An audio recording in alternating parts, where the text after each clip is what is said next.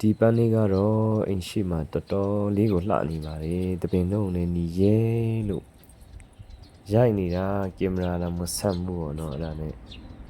ဗီဒီယိုလေးနဲ့မှတ်တမ်းတင်ထားခြင်းပဲဖြစ်ပါတယ်